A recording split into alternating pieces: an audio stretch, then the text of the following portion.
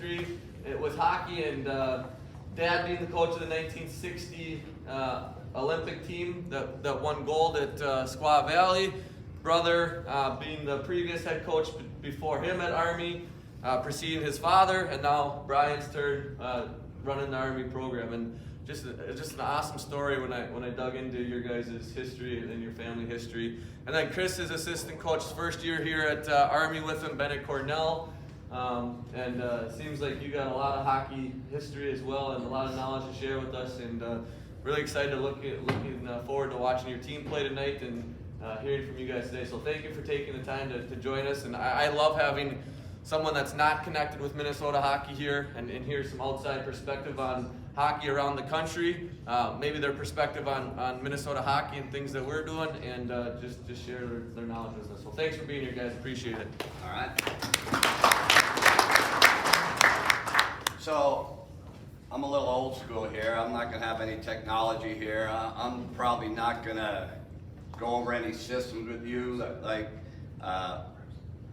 what was just spoken about. The Rileys have been at Army since 1950, and the connection that we have with Minnesota high school hockey, just want to give you a little story on that. So growing up at West Point, the rink at West Point, Smith Rink, 233 feet long as a kid. So we were doing cross ice games before cross ice, where they put the fire hoses across the blue lines, and we'd have 3 games going cross ice.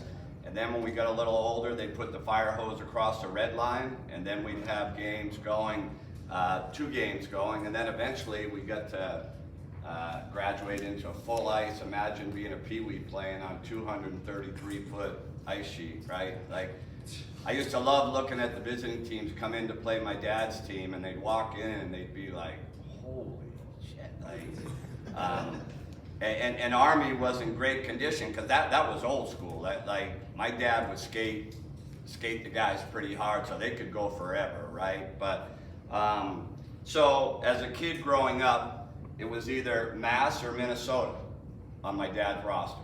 I mean, that's, you had a sprinkling of maybe a couple New York guys, but every year the season would start right around Thanksgiving, and my dad would say to me, and I had 3 older brothers. Jay played at Harvard, Mark played at BC, Rob played at BC, I played at Brown. Of course, my sister would have me say that she was the best player of the bunch. She played at St. Lawrence. Well, she scored more goals than all of her brothers, but my dad would say, hey guys, come on up. We're going on the ice for the first time. And we could tell every year the new players from Minnesota because of how they skated. No doubt. Every year, the best skaters on the ice, the new players, were the Minnesota kids. Like, it was amazing year in and year out, right? So, like I said, my dad's there from 50 to 86. During that time, he coached the 60 Olympic team. And I'm going to give you a little story about the 60 Olympic team. That team, too, was Mass, Minnesota, right? And you all know Coach Brooks. So, and believe it or not, my dad and Coach Brooks were good friends, even though my dad had cut Coach Brooks. If you knew Coach Brooks, you kind of knew my dad. Like all the stories that they told of Coach Brooks, how he skated his team, that was my dad. Like in 1960, he told me that, he said, Brian, I brought the team to West Point. He didn't tell me in 1960, but he told me that he brought the team to West Point because nobody expected them to win a game. So he said, hey, we're going to go to Squaw Valley and we're going to be the best conditioned team. And they skated, and they skated, and they skated, and obviously they won the gold medal, right?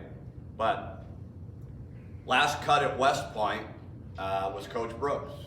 So I got to know Coach Brooks. I used to see him, and I don't know if you still do it in Minnesota, like recruiting over Thanksgiving, they had all these jamborees, right? Like I would fly out as an assistant coach, and I would buzz around the state. always Wednesdays, I was in Evelyn. Thursday, I'd have my Thanksgiving dinner in the Holodome right there in Evelyn. And then Friday, I think they had a jamboree, maybe in Virginia or Hibbing. So one year I'm out there, and I think this was down in the cities. It might have been where South St. Paul played, probably named after Doug Woog now, or I don't know, it might have been the Aldrich Arena.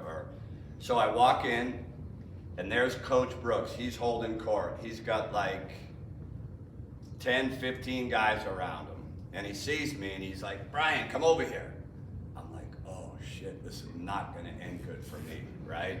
And he's like, "Hey, did I ever tell you guys a story about Brian's dad, Jack?" I'm like, oh, yeah. He goes, "Let me tell you." So Coach Riley calls me in his office at West Point and says, "Herb, I have to make a tough decision. You're one of our youngest players. You don't have any international experience. I'm gonna have to cut you." And so Coach Brooks tells the group, he said, "I went out, there's a payphone. I called my dad and said, 'Hey Dad, I just got word that Coach Riley cut me, said, I don't have the experience.' And Coach Brooks says, 'Herb, you get in there, you thank Coach Riley for the opportunity, and you get your ass home. You're going to be working on Monday.'" So he said, then my dad and I were watching the final game against the Czechs. If the U.S. wins, they win the gold medal. Game's winding down, the buzzer sounds, and Coach Brooks says that his dad looked at him and said, "Hey Herb, I guess Coach Riley made the right choice, didn't he?" Oh, all right. That's not how I thought the story was going to end. But like I said, my dad and Coach Brooks were very close. So for me, as a coach, my brother Jay was an assistant coach at Cornell and Brown. My brother Rob, head coach at Babson, assistant coach, BC, head coach at Army. So one day I go to my dad and he looks at me and says, "Bri, what do you want to do?" And I'm like, "What do I want to do, Dad? Like, I'm going to coach." And he said, "All right." He goes, "I'm going to give you one bit of advice." So I'm thinking, I got to grab a piece of paper and he's going to give me this one power play or something that's going to help me win games. And he gave me advice that will help me win games. And it's been kind of my foundation for coaching. He looked at me, he said, "Bri, you make sure that you show your players that you care for them more as people than you do as hockey players. And if you do that, you create the power of one. And when you have the power of one, you can accomplish and climb any goal you want. You can climb any mountain. You can overcome any bit of adversity." So for me, my philosophy has always been built on that. Like, if our players walked in here right now and you asked them, "Hey, does Coach care about you?" If one of them even hesitated, I would be horrified. Now, that doesn't mean I can't go in there tomorrow and put my foot in their ass either. Like that's love. That's tough love, but that's about accountabilities and standards. Like, you can never compromise standards, right? You have to hold your players accountable, even your best players. It's easy to hold your fourth liners and fifth liners accountable, right? But when your top players aren't living to the standard that you want your players, like, you need to make sure that you're holding them accountable, right? So that's kind of been where it started for me. And any advice, and I think Carl just said to all of you, like, I don't even call my 32 years at West Point a job. I was at my dad's retirement, and they're in the mess hall at West Point, it's this big building, and I'm sitting next to my mom, and my dad starts off and says, "I haven't worked a day in 36 years." I remember looking at my mom going, "What the heck's he talking about? We're at his retirement here." But now I know what he was talking about. Like, it is not a job. Like, it is an opportunity. And like Carl said, as for many of you, my biggest highlight is not wins. My biggest highlights are when I get emails or former players that come back 5, 10 years later and say, hey coach, like, I just want you to know, much of who I am today is a result of playing for you. My biggest highlight, coaching career at West Point, you see what I wear here. These are these 2 bracelets here. One bracelet here, one bracelet here. These are KIA bracelets. These are killed in action bracelets.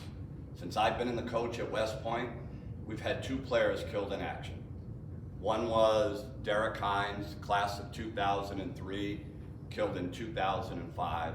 The other was Thomas Kennedy, class of 2000, killed in 2012. On August 28th, 2005, I'm in my office and I hear my computer ping, and it's an email from Derek Hines, who's in Afghanistan. And he starts off by saying, hey coach, tell the new guy, or I hope all the new guys being our plebes, our freshmen that went through their 6-week boot camp, right? I hope they all got off and crushed it. Tell them to get off to a good start with the books. Then he talked about the last 2 weeks had been terrible. We lost 4 guys to a roadside bomb. He said, nothing I've ever done has prepared me for having to deal with that. He said, we're getting ready to go out on a mission. He said, I think it's going to be good. We're ready to get back in the fight. Then he asked about my family. My kids loved him. He was like an older brother for my 3 kids. And then at the end, he said, coach, I want you to know that much of who I am today, the leader that I am today, was as a result of playing for you and watching you coach. And 2 days later, I got a call saying he was killed. So for me, hey, would I love to beat the Sioux? I don't know if I'm supposed to say the Sioux anymore, but yeah, but really, what we, and when I say we, I'm including all of you, what we get to do to impact young people's lives on a daily basis and truly help to shape and mold them and develop them to be great fathers, great husbands, right? Just great people. I'm getting goosebumps. Like that's the best thing, right? So yeah, like coming here today, I just wrecked my day because I got here and I've got to watch. I purposely haven't watched North Dakota that much, and I got to watch Dane Jackson like put that video up of his guys going all over the goddamn ice, right? Like, yeah. I mean, there's a famous grad that came out to this neck of the woods. You might have heard of him, General Custer, right? Like, tonight, I hope I don't feel like General Custer on the bench with North Dakota. But no, really for us, this is a great opportunity because we're coming out here, youngest team in college hockey with experience. We've got 20 freshmen and sophomores. We can't have grad transfers. We can't have 5th-year guys. So we'll probably play 14 freshmen and sophomores tonight, and you talk about being thrown into the fire, like that's what we're gonna do. But I'm telling you, for us, it's about the process. Hey, this is week 1, week 2. Like, I'd love to play great, but I hope in week 21 and week 22, like, we are playing great. And I know, and I don't know if any of you or how many have young teams, but you've got to stay with the process, right? And our goal is to hopefully be a much better team going into the playoffs than we are right now. I don't know. I'll just open it up if you have any questions of me, and it doesn't have to be about the history of Army hockey, but if you have any questions from a hockey standpoint, I can give you my 2 cents. Yes? Do all the boys have to go to basic before Yeah, so, campus? yeah, so, And what- then they have to serve after? yeah, so you come in as a freshman, you start like June 28th, and you do 6 weeks of basic training. So where, like, for example, North Dakota, I would imagine a lot of their players are on campus, skating, taking classes. Our freshmen are going through 6-week boot camp. Our other players are doing various military training during the summer. And then when you graduate from West Point, you graduate as a second lieutenant in the Army, and you're committed to 5 years of military service. So you have 2 years to decide. Once you start your first day of class, your junior year, then you're committed to that 5 years. And guess what? Knock on wood, like, most of our guys all stay. They become part of something, a brotherhood that they just don't want to leave their guys, right? So, so that's a little different. Like I said, a lot of schools have their guys back on campuses during the summers. Like, our guys are all doing some type of military training. This 5th year, this COVID year, has like I look at kids, so Army, we are stuck with the traditional rebuild. Like I said, we have 11 freshmen. Most teams will never have 11 freshmen now because they can go out and bring in 6, 7 transfers. So for us, like, we use it as a positive. Like, our guys know that Coach Riley's not going to go in there next year and wipe out 6 guys and bring in 6 new transfers, right? So from a culture standpoint, I think that helps us. But I'm not going to lie, it makes it really, really difficult right now with this. I think when the COVID year goes away, after 1 more year, it'll kind of get back to somewhat normal. I don't know if we'll ever be at normal because of the transfer rule. So yeah, I think there was another one. Yeah, what do you do to show your players that you care that we as coaches could implement? So what do we do to show up? Hey, we talk family all the time. I can go in and put my arm around, like I talked about, asking them if they care, but I can go in and put my arm around any one of our players and tell them I love them. Love. Love's not a word that you just throw around, right? And like I said, there's tough love too. But we talk about family. Hey, a little dumb thing that I do, like their birthdays. Okay, I used to be a big Chips Ahoy guy. I can't eat them as much anymore. So I'll go and buy Chips Ahoy and put it right in their locker on their birthday. I mean, just like little things, whether it's the best thing that we've done at West Point was 3 meetings, 3 separate meetings. And we did one this year where we sit in the locker room, because you can't love somebody if you don't know who they are, right? So we make our players, we make our staff stand up. I'm the first one to go and talk about family, like who we have as family members and who is our hero. And every single one of those times, for example, for me, I'm sure probably most of you would think that I probably said my hero was my dad. My hero was my mom. Like, my mom was the one who just kind of stood in the background all those years and just kind of kept the family going. And then my dad retires, and my mom been waiting for 36 years. And a year later, my mom died, cancer. And I remember, well, I'm not gonna get, but my point is, like, every single one of our players goes around and kind of lets their guard down. And so now we all know who each other is. And let me tell you this, for your teams, for your culture, the most important thing you can do is make your players understand it's not about playing with somebody, it's about playing for somebody, right? Huge difference, playing with somebody.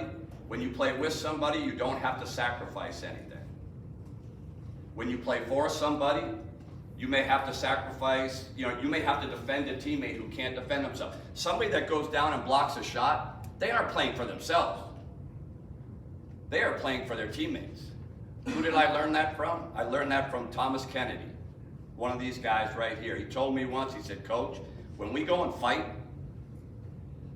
we don't fight with guys, we fight for guys on each side of us. And when you think about that, when you create that culture within your team, so it's about creating that culture of playing for somebody, not with somebody, that kind of brings out that love. And tonight, if we're gonna have any type of success, like, our guys need to understand that, like, we need to play for each other.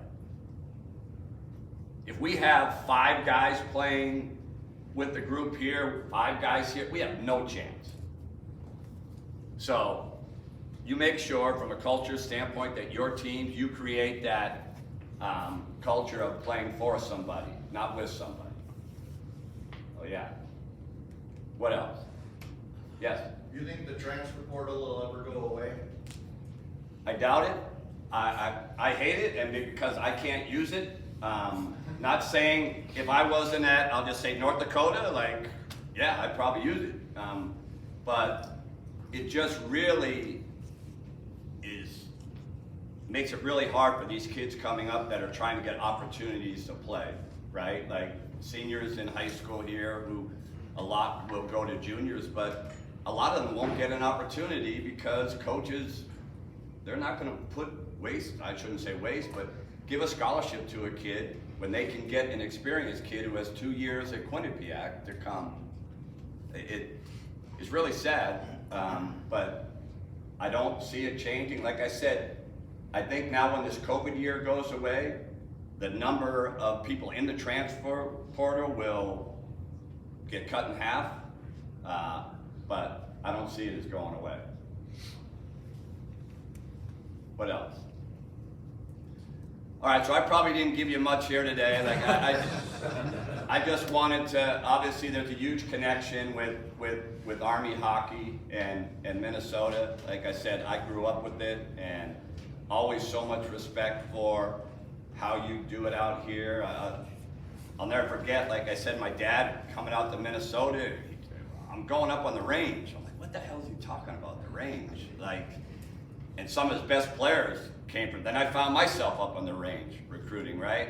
And then they talked about the Minnesota State High School Tournament. I'm like, all right, like, how big can a high school state tournament be? Like, I've seen the Mass High School, like, my first time I went out here, came out to Minnesota, and it was back in the Civic Center. They had the clear boards, right? Like, stayed in a hotel. I think the whole town of War Road was in the hotel. Like, you folks out here have an amazing history, and I'm so thankful to, in a small way, be tied into it. Actually coached at Shattuck for 2 years. J.P. Parisi coached the Bantam team. Larry Hendrickson coached the midget team. I coached the prep team. Anyone here know Larry Hendrickson? Wow, that's a character right there, right? Like, but kind of got a taste of being able to live Minnesota high school hockey out here, so it was really, really neat. Again, appreciate everything that you guys do. Like I said, most rewarding opportunity that I think there is to be able to be coaches in any sport. So now what I'll do is I'll turn it over to a smarter guy than me, Chris Azzano. So college hockey was able to add, the NCAA gave us the opportunity to add a 3rd full-time assistant.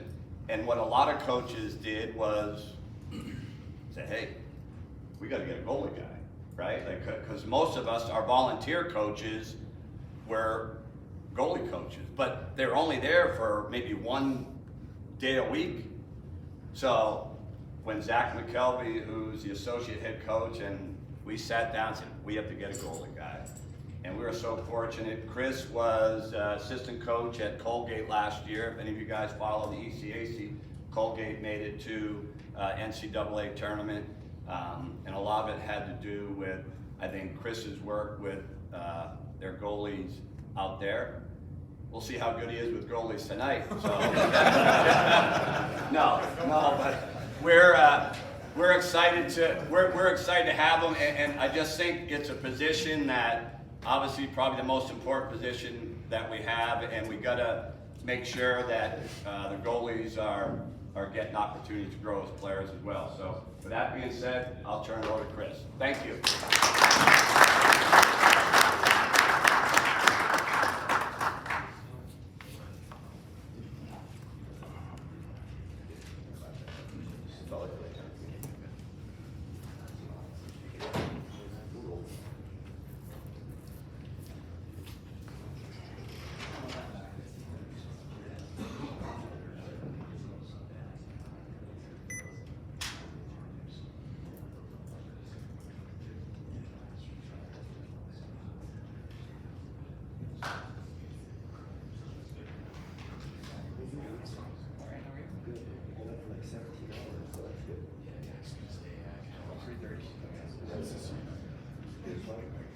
Yeah, it was awesome.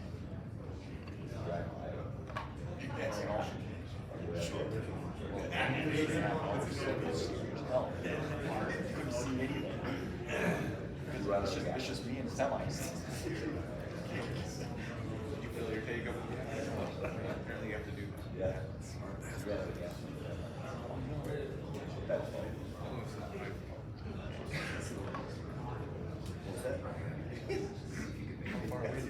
Five. Plus 14. All right, guys, we'll get set. We'll get started here.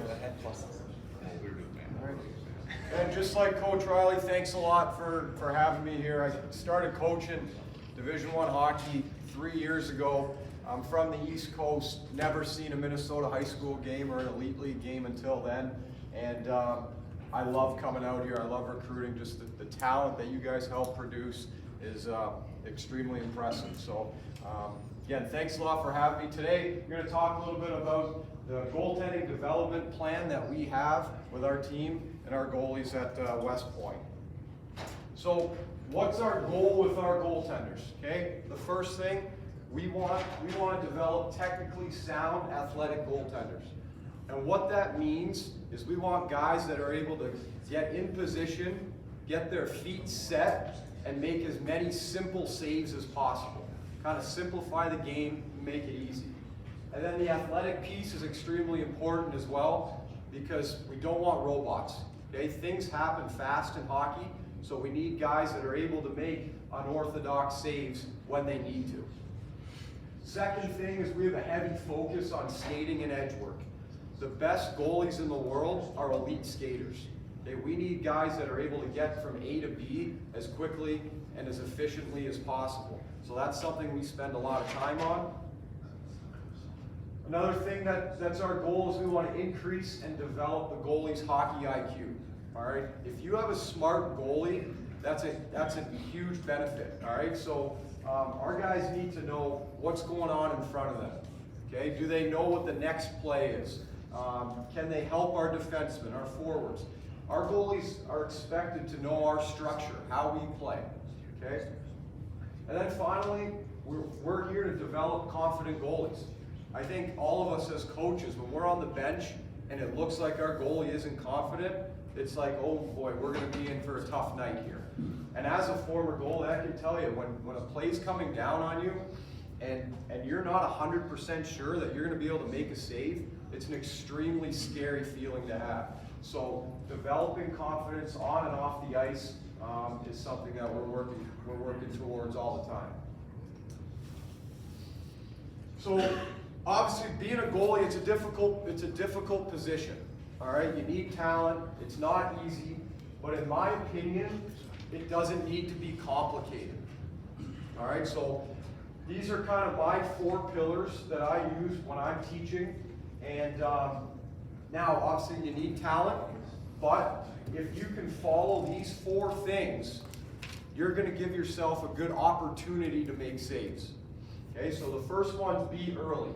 So what that means is we want to make sure our guys are beating passes, all right? They're able to get their feet set and wait for that play to come to them. So dozens and dozens of times throughout the week, our goalies will hear me yell at them, push hard, stop hard, all right? The harder you push, the harder you stop is going to buy you, whether it's half a second or 1 second, to get there and be early. And like I said, wait for that play to come to you so you can make those simple saves. Second thing we talk about is recover quickly. Things happen fast in hockey, all right? So don't take anything for granted. Always have urgency. So whether that rebound bounces right to the opponent's stick, you got to go quickly, all right? Or whether the puck goes in the corner and there's no one around for 20 feet, still get to your feet, recover quickly, build that habit. Okay, and that's something that I'm all over our goalies in practice. It's easy to be lackadaisical, but build the habit of recovering quickly. Being ready, that's a big one for me, especially with young goalies. It's hard to stand in your stance, have your knees bent for prolonged periods of time. Okay, it's easy to stand up straight-legged on your goal line and think that nothing's going to happen. But turnovers happen, quick little plays happen, so the more you can be in your stance, engaged and ready to go, something very beneficial. And then finally, find pucks and compete. As coaches, we're telling our guys, get to the net, create traffic all the time. Sorry about that. So we're telling them, you know, like I said, create traffic. So we want feisty goalies, okay? That feistiness is important. Finding pucks, looking around players, you know, scrambles, get your body in front of the puck, you know, jumping on loose pucks to kill plays. So we'll watch some video here, okay? We're gonna talk, you're gonna see some examples of those 4 pillars. So right here, Gav, here's a good hard push. He's early, he's set, makes an easy save. Next one again, 1-2 shuffles, really good, right? But it's all hard pushes, these hard small shuffles. Set, able to track the save. He makes a really difficult play look easy. Right here, he's early. Watch how hard he's going to recover into that post. Okay, he almost pushes that post off, but it's because he's recovering quickly. He's built that good habit.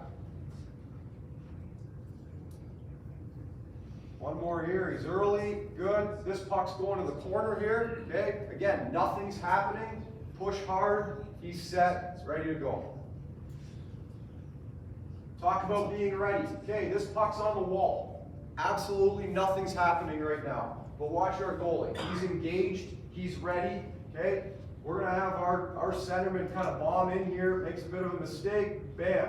Okay, now that's a high danger scoring opportunity, but look where our goalie is. He's at the top of the paint, he's in his stance, he's ready. Okay, he could have easily been standing straight-legged on the goal line. Now all of a sudden he'd have to come out while the player's coming at him. Probably not a good chance to make a save. Right here, this puck's at the blue, he's already ready to go. You can see he's engaged. He's still ready, even though that puck's on the outside. Follow it. Simple technical save. Talk about compete here, okay? So Evan's going to stop a breakaway. Makes a good save. Loose puck. He competes for that puck, okay? If he's not getting on that quickly, 28's going to bang this puck in. There's urgency to find pucks and compete there. Really good. Next one here, another example of compete. We're in some trouble right now. Okay, this is going to be an extremely hard save for a goalie to make. He can give up on this play if he wants to, you know, because he's not necessarily expected to make this save. That's a hard push. He's competing, finding a way to make a save.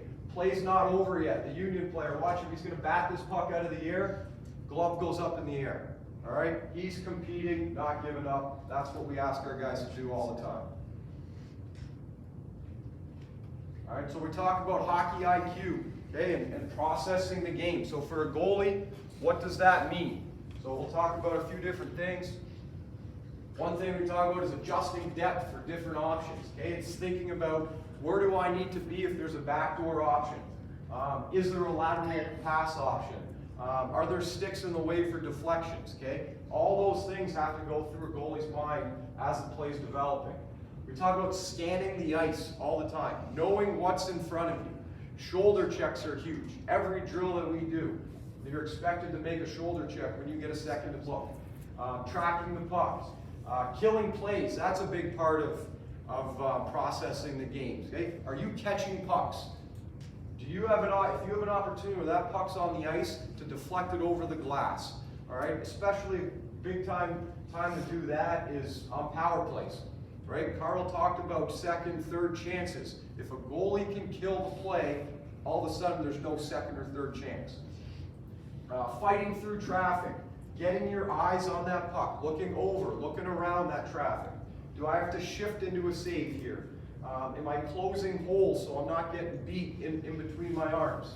And then we talk about being the last pair of eyes. Okay, so our goalies are expected to help our guys out, okay, talking a lot, or even if there's a rim, they get back, they stop that puck. All of a sudden, they're the ones that are looking up ice while the D are skating at them.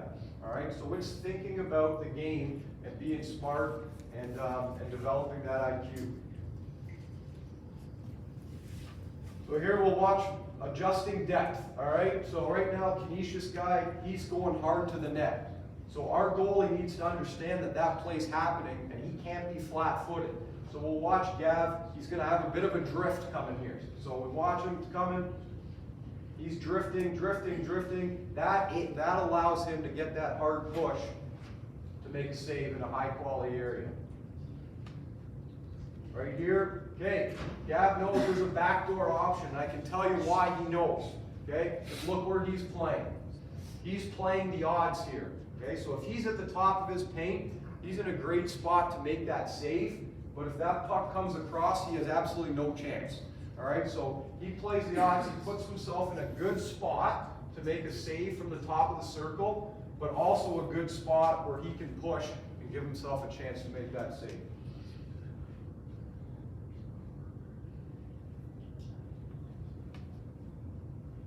Another part of processing the game, okay? Now all of a sudden he knows there's no passing option. So what he can do is he can hold his depth. He can stop, take a little bit extra ice, because he knows that the Canisius player has only one option, and that's to shoot a puck.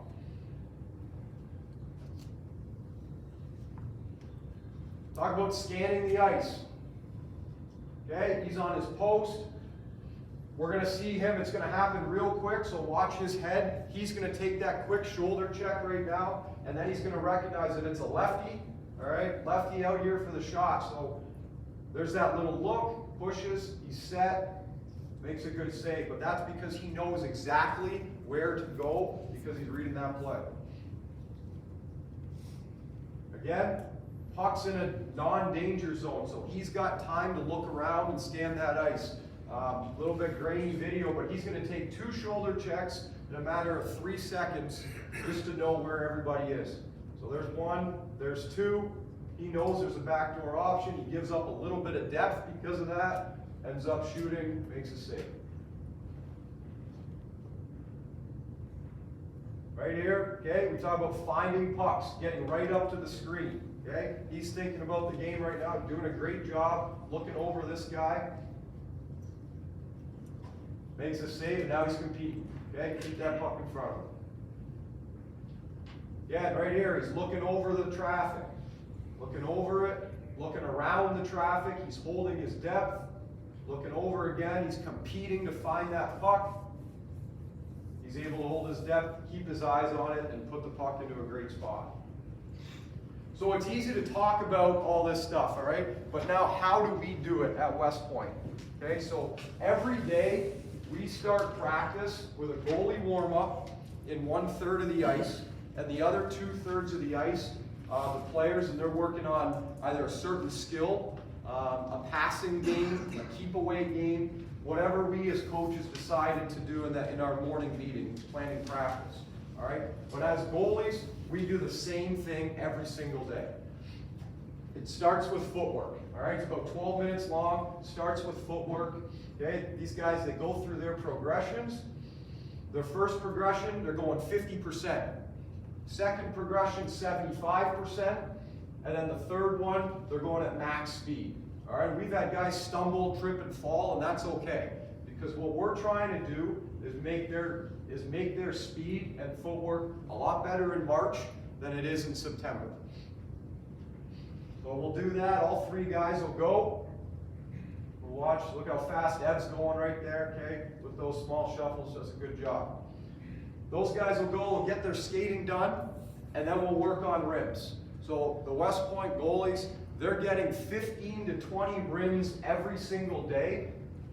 And that doesn't include anything that we do in our practice drills. So they're playing the puck, getting that experience, building that skill every single day. All right, so, and the big thing we talk about all the time is make a hard, flat pass. No different than what we want our defensemen doing, making outlet passes, right? So, and this is the time, if you mess up, if you miss the stick, that's okay. Okay, it's just warm up, but the more they do it, the better they're gonna get. And then we get into our warm-up shots. So part of the reason why we do this, our goalies are ready to go for our first drill. So our players are shooting to score as soon as we get going in practice. So each guy here has their own different routine and has their own crease movements, okay? But what they're told to do is visualize. Visualize a game situation and what you're gonna do in that moment. And then it's about tracking pucks. So one side's the glove, one side's the blocker. But they're thinking right away, so they're ready for that first drill, whatever we throw at them, whether it's a 2-on-1, a 3-on-2, net front stuff, they're thinking about those different situations right now. And then any time that we get extra time, okay, whether it's 3 minutes, 10 minutes, we grab a net and we work on more skating. Okay, simple drill here, but you see how hard Gav's pushing. He's pushing hard, stopping hard, continuing to build that habit, working on his footwork. Goalie sessions. I don't know if our guys love it or hate it or not, but the first 10 to 15 minutes of their 40-minute session with me every week, we work on skating. Okay, so in this particular day, pretty simple drill, all right, but just a T-push, edges, stop, shuffle. That's it. Over and over and over again, we'll do that. So go back and forth a few times. Right? Very simple drill, okay, but it's very efficient. Here we'll make it a little tougher, add a pivot. Push, hard pivot, right there. Drive your edges into the ice. That's what he's being told right there. As hard as you can.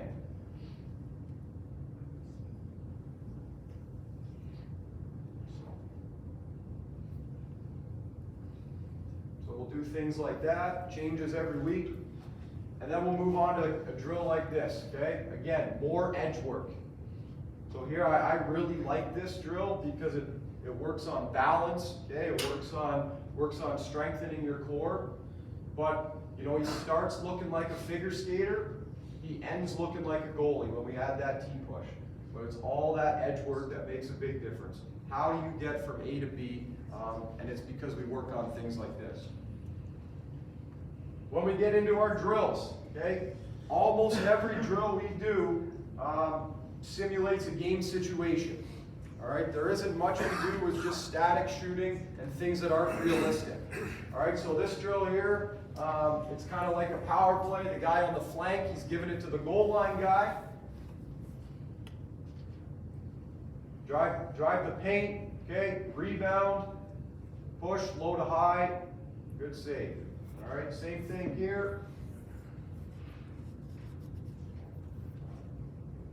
One more here, so again, low to high, good push.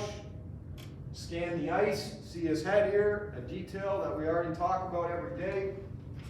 Push hard, stop hard, no rebound, that makes a good save. Next drill here we work on, okay? A lot like North Dakota, we talk about getting to the dot on our team as well, because it happens all the time. So here, a little bump to the dot, Okay, and now low to high, D, shooting for sticks. All right, we talk, I'm sure a lot of coaches here talk about shooting for sticks, game realistic drill. But we also add a secondary option here. So same start. Now we send the shooter, he's got the option to get wide, so that forces our goalie to scan the ice. Okay, find where that guy is, so now instead of sliding, he's getting over on his feet in position to make a save. Another drill we work on here, simulating an entry. Okay, so kick it out like we all do. Guy walks in, shoot through the D's legs. All right, so now our goalie's got to find that puck, hold his depth, try to kill the rebound. The secondary option that they have on entry, simulate a 2-on-1. Make that pass across. How does our goalie react? One more here, kick it out, 2-on-1. Understand, okay, one-time option, slide, really good save there. And then finally, we talk about confidence a lot. Okay, I think it's extremely important. We can do all that work on the ice, but we need to help these guys feel good about themselves, all right, and help them feel like they're a really good goalie. So at the start of the year, you know, obviously when you start playing hockey, there's thousands of kids in your age group, and then the pyramid only goes like this, right? So to get to Division I hockey is an extremely, you know, difficult thing to do. So we'll talk about what makes you one of the best goalies of your age group. What did you do to get here? How did you get here?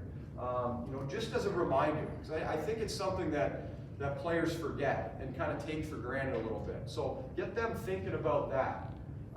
Second thing, which is probably most important, positive reinforcement. So there could be a few things in their game that they're not doing well right now, but for me, it's continual reminders of what they are doing well.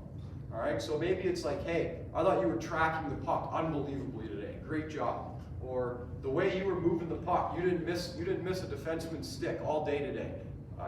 Keep that up. And then we talk about what they're capable of. All right, we talk about their ceiling, what they can do, how they can get there, just to keep them thinking about how much better they can get.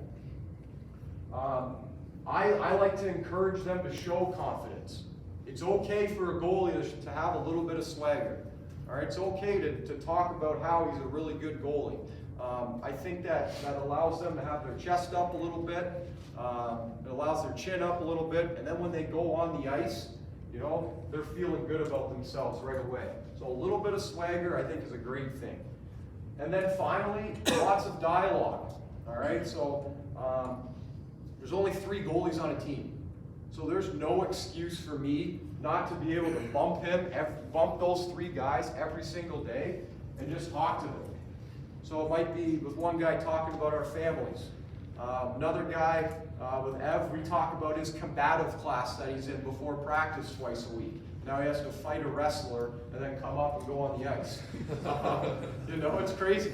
Another guy we might talk about, you know, having his elbows in tight when, you know, when the puck's in tight. Just different things, but it shows them that I care about them. It builds a relationship with them. It builds trust. And then ultimately, it's a lot easier to coach them. If I can coach them well, they're going to get better. If they get better, their confidence is going to improve. So this off-ice stuff is, I mean, I think for all players is important, but when you only have 3 goalies on a team, there's no excuse not to focus on that and help them build confidence so they can make saves, because I think as we all know, if we don't have goaltending, we have no chance. So they're really important guys on the team. But that wraps it up. I really appreciate you guys having me here, and if there's any questions, happy to answer. But thank you. Yeah? What's your philosophy on speaking to goalies during games? Like, I know our goalies love they want to be coached during games. Like, what do I need to adjust? What's your philosophy on adjusting a goalie between periods or even from a bench perspective? Yeah, so for me, I'm pretty hands off. I let them stay in the zone and just focus on what they need to do. I think less is more. If I had a guy who was adamant and wanted to know, yeah, I would cater to him a little bit. But what I would do is I'd keep it short. I'd keep it really short because I think the less they think and the more they play, especially in the moment, it makes things a lot easier for them. But you know, I think sometimes goalies are focusing on way too much, and I think it makes the game more difficult. Yep. How would you balance hard work with rest and recovery when you only have one goalie that's a 12th grader and one that's a 7th grader? And Well, making sure that he doesn't get injured, so. Yeah. So actually, I mean, we thought about it earlier this year. The first month of practice were a lot of split skates for us, and we talked about, do we want our guys staying on the ice for 2 hours for both sessions? And my answer right away was no, because our goalies shouldn't be any different than our other players. So what we ended up doing, we were lucky we were able to bring on a 4th goalie as a practice goalie. But I think rest is extremely important. Like our starting goalie tonight, he's gonna wanna go on the ice at 11 o'clock. He'll be off in 10 minutes. I mean, rest is extremely important. Get your work in, feel good about yourself, and then that's it, and then rest. So if I were you, that's what I would do with my 12th grader. Make sure he's getting his work in, make sure he feels good, and then take a break. All right. What would be an example of raising that compete level? Some drills or off ice or something like that? I think playing out rebounds and talking to your goalies about how the play's not over until it's over is a really easy way to do that. And another thing that we talk about is when we're playing small area games, it's you versus the other guy. Kind of develop that killer instinct, and I think that increases competitive nature as well. Yes. I have another question for Brian, if you don't mind. Sure. Where did you learn that philosophy to care more about your players and your playing? I think probably just, like I said, from my dad. Now, my dad was the most competitive guy that I've ever been around. Like, when he retired and he'd drive up to a game at West Point, he'd say, "Hey, Brian, guess how many cars passed me?" Probably none, right, Dad? But I think it was just a combination of him and actually my mom. Like that's kind of how I was raised, and I just think in the big scheme of things, like our job is to mentor the young men or women that we do, and really it's about the game of life. Like this is all great systems and everything, but to me, it's about the game of life. And so that's kind of how I've done it. This is, I want to say about year 40 of coaching. So just kind of philosophy that I've stayed with and learned from other coaches that I played for. Is that where Herb learned that philosophy too? Yeah. Well, I think my dad and Herb, like they were both very competitive. I'm sure they learned a lot from each other. But the competitive side of Coach Brooks, I'm sure he had that. But the craziness side of the skating and that's just something that those two guys, I think, were a little different than a lot of coaches. Yeah. So Chris, obviously, like I said, I'm going to be watching him really close tonight with our goalies. They're going to get tested, but no, great opportunity for us. Like I said, really appreciate what you guys do with your program. So hopefully we'll keep getting some Minnesota guys to West Point because I just think it's a great fit. And one of the reasons why I wanted to come out here this year was I know the people in the Midwest, they appreciate the military.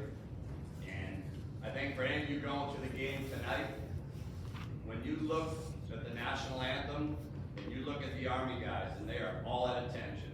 They are not moving. There's people in this world that there's good and evil, right? And there's people that are willing to stand in the middle to protect the good from the evil. When you look at those guys with those Army jerseys on tonight, those are the guys that'll stand in the gap. So, pretty neat, pretty neat. All right, thank you.